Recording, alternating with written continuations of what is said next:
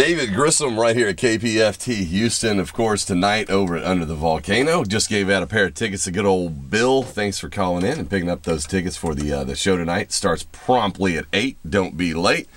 Talk to me a little bit about some of the things I saw on YouTube. You were, I saw some guitar demonstrations. Do you know anything what those are? Or is it some guy with his camera and just posted it? Well, I mean, you have to assume now that anything you do outside your house will show up on YouTube. And so I don't have any idea which one you're talking about. But, yeah, I mean, people just videotape. You had your clothes on. You weren't naked on the bathroom. No, well, I said out of my house. Right. People videotape everything, and yeah, I do clinics sometimes, seminars. I try, it's been hard. I've had to learn how to articulate what it is that I do, right. And I'm better at it now than when I first started doing it. But a lot of times people will they'll videotape the whole thing and then post it on YouTube, which is like, part of my living is being able to go do that, and so then it's up on YouTube. Why do you need to go to the clinic? Because you can watch it on YouTube for free, which is, whatever. It's just part of the world we live in right now. Mm-hmm. And there are, there's just tons of stuff out there. I don't keep track of it unless somebody directs me to it. Okay. You wrote a book recently. Maybe not recently, but you wrote a book. No, I have done an instructional book, yeah. It's called A Guide to Blues Rock Soloing. And it's been out for a few years. And it's... it's a short book that I tried to cram in a lot of really useful stuff. It comes with the CD and it's cheap, and I just tried to make it something where the beginner and the intermediate and even the more advanced player could grab something from it, and it didn't require, you didn't have to work through the first 100 pages till you got to the meat and potatoes. Right. So that was an interesting experience, and I just shot a new instructional DVD, which I was incredibly excited about, and was told that it was. The guy took the footage and was editing it, and told me how well it was progressing and it's almost done. And I got a call one day and said, "Hey, the cameras were messed up. Would you reshoot it?" And I'm like, I'm not good at do-overs, so I put all this work into it. I mean, it was painstaking. It was called about recording guitar, about how I record guitars, all the different guitars I use, how I get these sounds, and I had to literally build 4 songs for this DVD and show each part, and really I had to play each part flawlessly all the way from beginning to end, and it went great. I was super excited about it.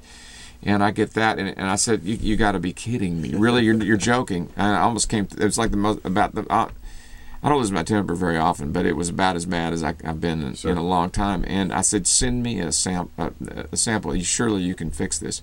And I got it, and it looked like a 20th generation dub of a VHS tape. And I'm just, how does that happen? How can that happen? So that was disappointing. I'll do another one here at some point. Right.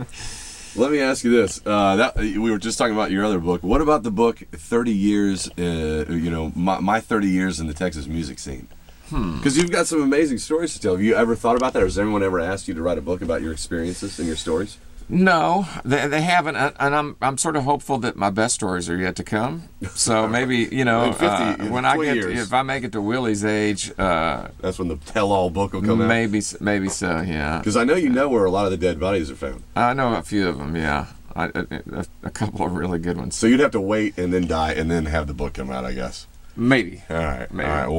Well, I won't keep my fingers crossed. Okay. We want to keep you around for a long time. Well, I'd rather just come in here and talk to you about it off the cuff. Well, then I can't ask you those questions that you won't answer on the air. When we're off air, I'll tell you a few things. There you go. All right. Well, heck, let's quit to that last song then. Hey, tell us a little bit about this one. This is called Boots Like to Boogie. David Grissom live in the Kpft studio, and of course tonight at Under the Volcano. Thanks for coming in, my man. Man, it's been a pleasure as always, and really appreciate you taking the time to have me and to really take the time to know what Sometimes you come into these things and it's painful, but it really means a lot to me that you've dug deep and asked me some great questions. So appreciate it, my man. Thanks for telling some amazing stories. Well, leading up to the big book. Yeah. And, Boots Likes to Boogie. This is from my first CD, and I had this wonderful border collie named Boots, who's no longer with us. And this song is an instrumental kind of more in the country vein, as my Schizophrenic first CD was all over the map, and Lloyd Maines plays pedal steel on this song. And we cut the track, and I was overdubbing the acoustic guitar on it one day, and Boots was laying next to me in the studio. And I've noticed that different dogs like different kinds of music.